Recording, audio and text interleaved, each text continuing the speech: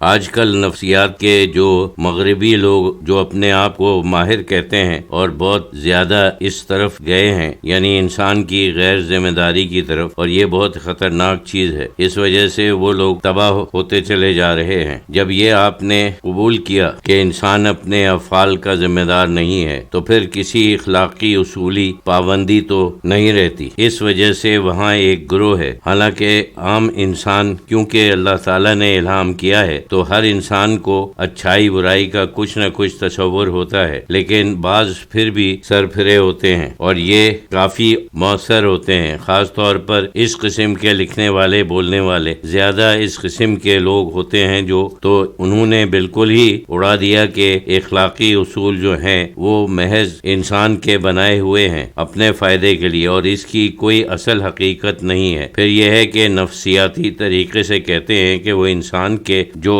نیک عمل ہیں وہ بھی کوئی نفسانی خواہش کی شکل ہے۔ یہ نظریات جو ہیں وہ بہت خطرناک ہیں، لہذا یہ ضروری ہے کہ اس زمانے میں بھی انسان کی ذمہ داری کو ثابت کرنا اور اس کے اوپر زور ڈالنا، اور ہمیشہ صوفیہ کرام نے اس پر زور دیا ہے کہ انسان کی ذمہ داری بہت زیادہ ہے۔ انہوں نے تاکید کی، یہاں تک کہ حضرت امام حسن بصری رحمۃ اللہ علیہ کو لوگ قدریہ کہتے تھے۔ یہ وہ لوگ تھے جو کہتے تھے کہ انسان اپنے اعمال کا خالق ہے، حالانکہ کبھی ایسا نہیں ہوا، لیکن وہ چونکہ ہمیشہ اس قسم کی تفسیر کی مخالفت کرتے تھے، وہ یہ کہتے تھے کہ اپنے گناہوں کا کوئی بہانہ تقدیر کو بنائے، اس کی مخالفت کرتے تھے۔ یہ تقدیر نہیں ہے۔ اگر آپ قرآن پہلے صفحے سے لے کر آخری صفحے تک پڑھ جائیں تو سوائے اس کے اور کچھ بھی نہیں ملے گا کہ اللہ تعالیٰ انسان کی ذمہ داری ہی بیان فرما رہا ہے۔ یعنی پورے قرآن ہی کا مضمون یہ ہے کہ اللہ نے انسان کو پیدا کیا ہے اور انہی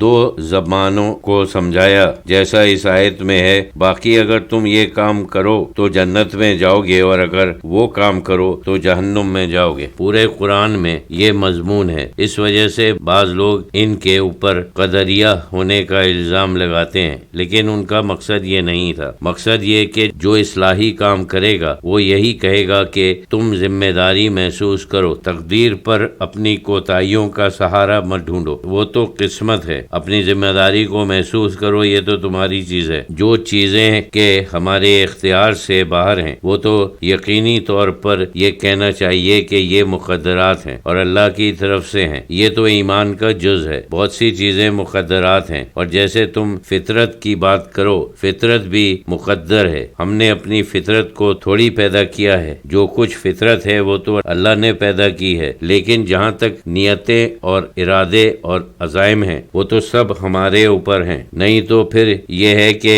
کیا رہ جاتا ہے۔ ایک دفعہ حضرت ذوقی شاہ صاحب رحمۃ اللہ علیہ سے کسی نے پوچھا کہ اگر کوئی کسی کو قتل کرے تو یہ بھی تقدیر ہے؟ حضرت ذوقی شاہ صاحب رحمۃ اللہ علیہ نے فرمایا کہ اگر تمہارے دل میں یہ کبھی خیال آ جائے کہ میرا گناہ اس وجہ سے سرزد ہوا ہے کہ یہ مقدر ہے، تو لاحول پڑھو اور یہ سمجھو کہ یہ شیطانی خیال ہے اور یہ کفر کا باعث ہے۔ بالکل صاف کہہ دیا، کبھی نہیں خیال کرنا، ہر شخص سمجھ سکتا ہے۔ اب جیسے بیج ہے، اب ظاہر ہے کہ گلاب کے بیج سے گلاب ہی پیدا ہوگا، دوسرے پھلوں کے بیج سے دوسرے پھول پیدا ہوں گے۔ وہ کوئی معمولی گھاس ہوتی ہے تو وہ گھاسی کی شکل میں ہوگی، اور بعض تو بالکل بیکار قسم کے پودے ہوتے ہیں جن کو لوگ بیکار سمجھ کر دور پھینکتے ہیں، وہ بھی بہرحال ایک بیج ہے، لیکن ہر ایک کا ایک کمال ہے۔ یعنی گھاس بھی اچھی گھاس سے ہے جو بصورت قسم کی ہیں، وہ بھی بہرحال اپنے کمال تک پہنچ سکتی ہیں، یعنی اس قسم کا ایک اچھا نمونہ ہو سکتا ہے۔ تو اللہ تعالیٰ کسی چیز کو دیکھتا ہے، یوں تو